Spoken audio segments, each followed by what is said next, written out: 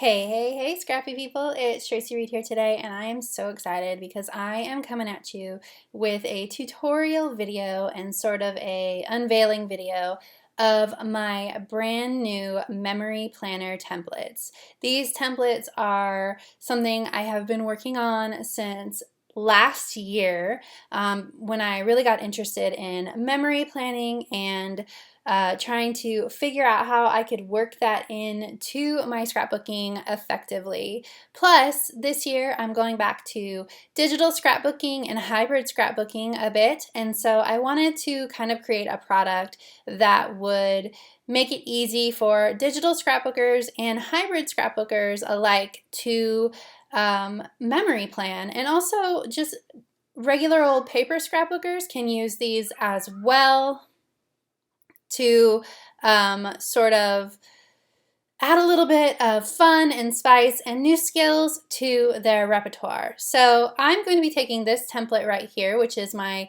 storyteller template number 1, and I'm going to be transforming it into this layout right here.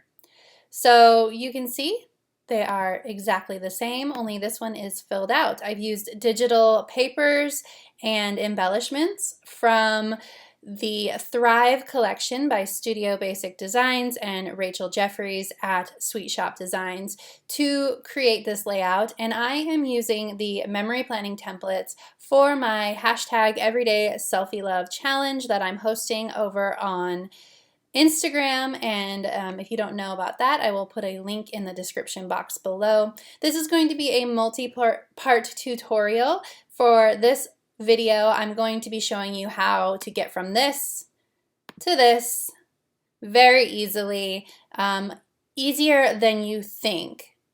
And so let's get started. So the first thing that we need to do is we need to add our photos to the template. And this is actually a very simple process.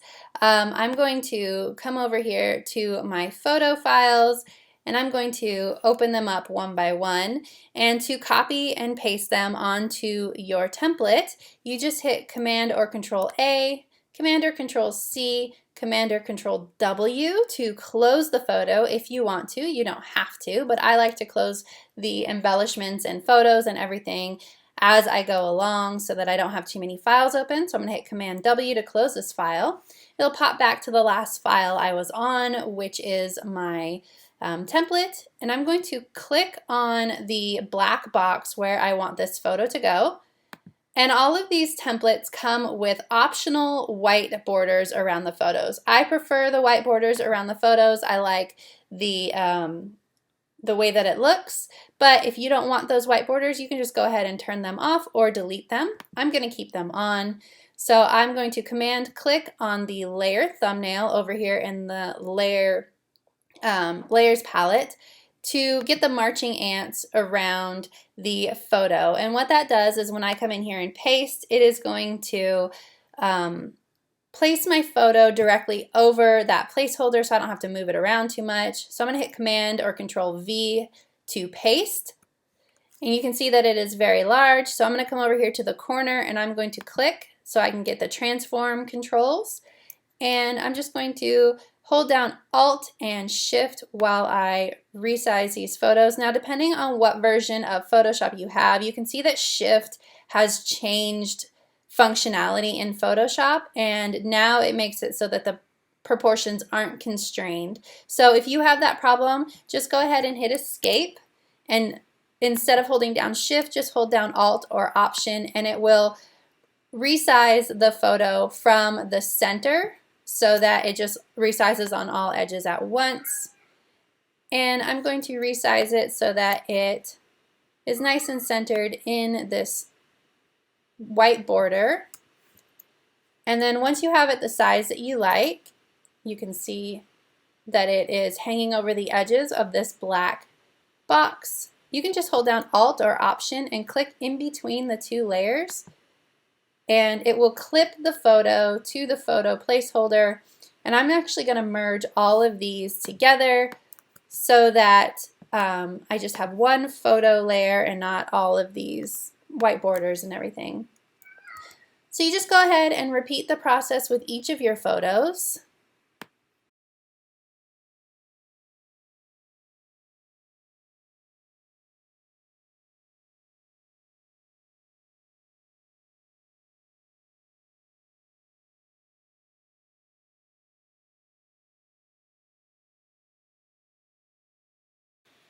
Okay, now that I've got all of my photos placed, I can repeat the same process with everything that is designated for a paper layer. So on this template, these gray boxes plus the mats for the journaling blocks are designated for paper layers. Now, you don't have to use digital papers. You can just recolor them to be whatever color you like, or you can take them directly into your Silhouette software and use them as template guides for size for real papers. I'm going to be using digital papers today, so I'm going to start with this paper.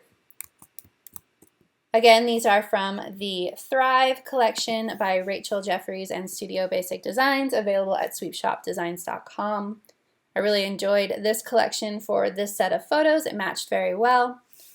So you can see that the papers are rather large because they are 12 by 12 papers, and this is an 8.5 by 11, well, 8.5 or 17 by 11 template. So I'm going to clip the paper to the pattern box, and then I'm going to resize it until it has a good amount of the pattern showing and I'm happy with the way that it looks. And then I'm going to merge it down just like I did with my photos. And I'm going to repeat the process with all of the pattern blocks.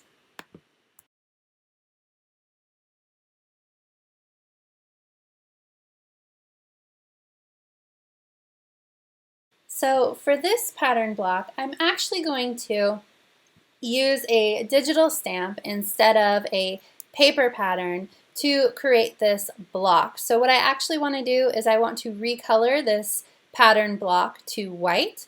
So I'm just going to double click on the layer in the layers palette, and I'm going to go to color overlay. And if color overlay isn't appearing here for you, you can come down here to the FX and it will be under here.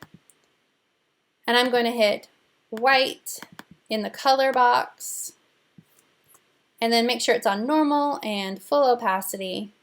Hit OK. Then control or right click on the layer in the layers palette and hit rasterize layer style so it accepts the changes. So now you have a white block instead of that gray block. And I'm going to bring in the stamp that I want to use, which is this one.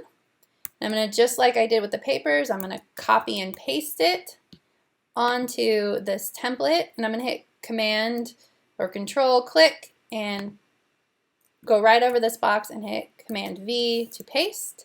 Then I need to resize it because it's very large for this space.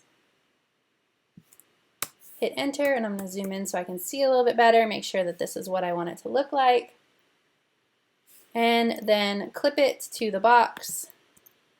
Yeah, that looks good. And then merge the two together. So now I've created sort of my own patterned block here, you can see, from one of the digital stamps.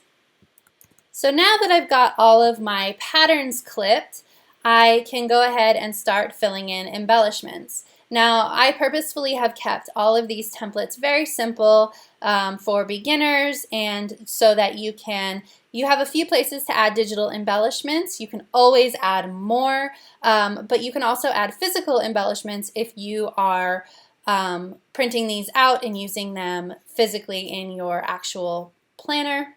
So I have spots for word strips in 3 different places and a place for washi. So I'm going to start with the word strips, and I'm going to copy and paste just like I do with the rest of the embellishments. And just like before, I'm going to command click on the layer thumbnail where I want this word strip to go and then paste it. Then I want this to be a little bit smaller. Then I will delete the placeholder and repeat the process with the other journaling spots or the other word spots. Now this one, I'm going to use a single strip and I'm going to turn it into 2 strips by using my rectangular marquee and just drawing a box around the first part of the strip where I want it to be the first strip, and then Command J to create a new layer from that layer using my selection. And then I'm going to repeat the process again. I'm going to click on the original, use my rectangular marquee and draw a box. Command J or Control J if you're on a Windows computer. Then I'm just going to place these over the placeholders. I'm going to delete them so that I don't lose them behind these word strips. And then I'm going to have to resize so they fit in the box. There we go. So those are all the word strips, and I'm going to do finally the last embellishment, which is the tape. And you can see that this tape has a ragged edge. I can either use it that way or I can turn the edge solid. I'm going to choose to turn it solid, straight edged. So I'm going to use my rectangular marquee again, and I'm going to draw a box around the part that I want to cut off. And then I'm going to hold down Shift and do the same on the other side. Holding down Shift adds to your selection. And then if I just hit delete, I get rid of those 2 ragged edges and now I have a straight edge.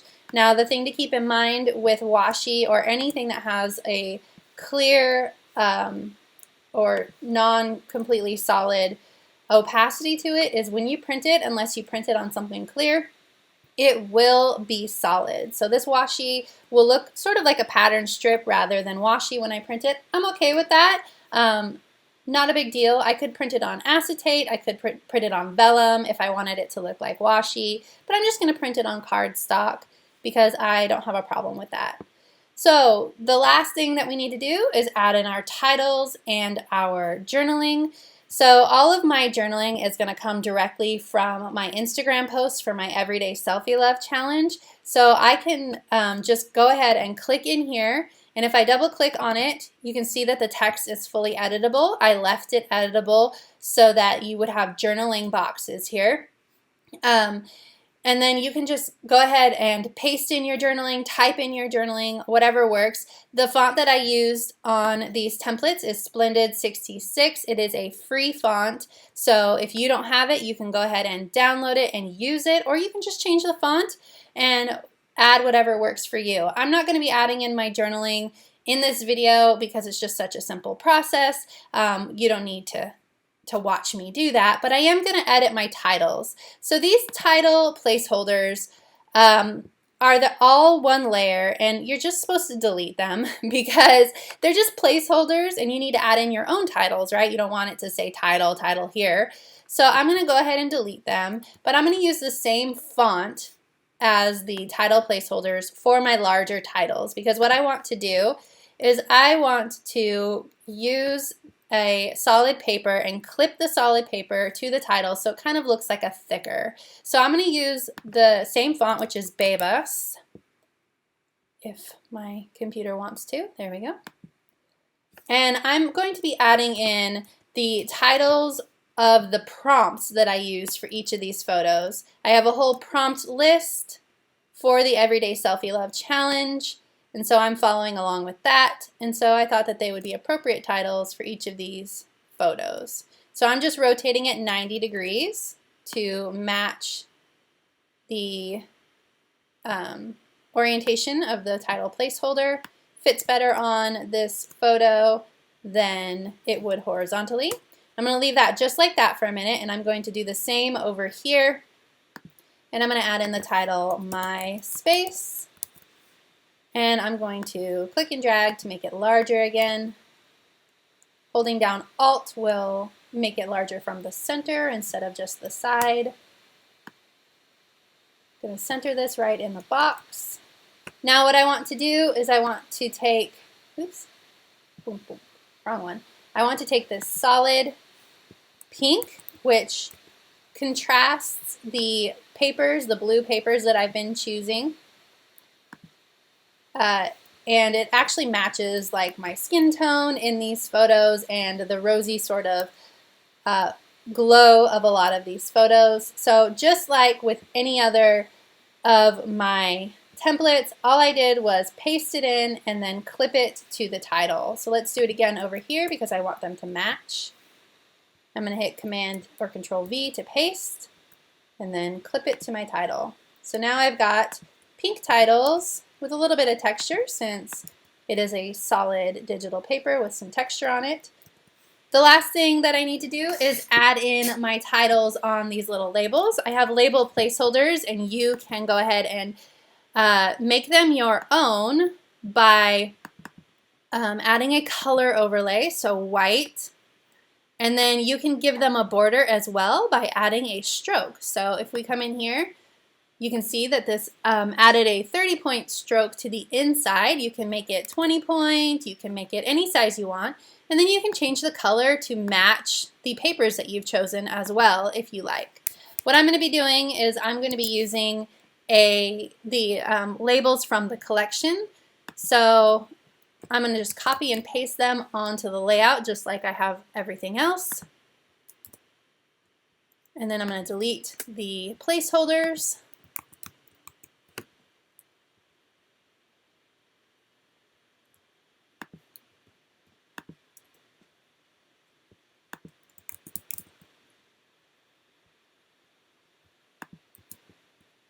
So now I have labels in each place, and I'm going to add my title. So for these titles, I'm going to use a couple of different fonts. The first font I'm going to use is the same as the journaling font, which is Splendid 66. And I'm going to add in, make sure you're on top of your label, I'm going to add in currently reading. So let's change the font to Splendid. And I'm going to make it larger so that it fits in the label better. And then for my second font, because having contrasting fonts is great typography, I'm going to use a font that I'm obsessed with right now. And if I use it in all caps, it's adorable. So I'm going to add in reading. And then I'm going to make this larger as well, so that it fills up the whole thing. Move it down. There we go. That was the prompt for that photo. And then I'm just going to Command J to copy these. And then I'm going to move it over here. And then Command J to copy it again. Move it over here. And now I can edit them and they will all match but have their own titles. So this one is Finding the Light. You can see that this font has a really large space in between the words, so I'm actually just going to minimize that by making the font size smaller in the space, and then it just needs to be a little bit smaller to fit on this label. So I'm going to resize it until it's inside the lines. There we go. And then the last one is just lunch. So I'm going to delete the subtitle, put lunch on here, and make it a little bit bigger.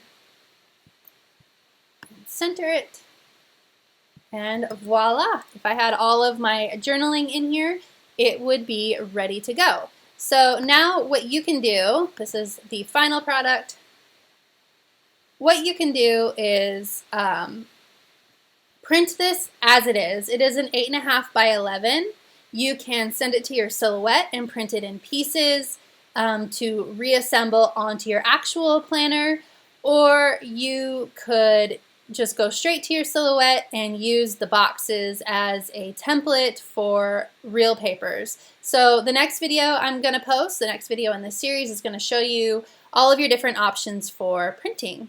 So I hope that you learned a little from this video and you're wanting to try out some digital templates for your memory planning. All of these templates are available in my tracireed.com shop as well as my Sweet Shop Designs shop. There are links in the description box below. If you enjoyed this video, I'd love it if you give it a thumbs up. If you're new here, go ahead and subscribe. I would love to have you. If you have any questions, I of course will answer them in the comment section below, so you can go ahead and leave them for me, and I will see you next time. All right, thank you.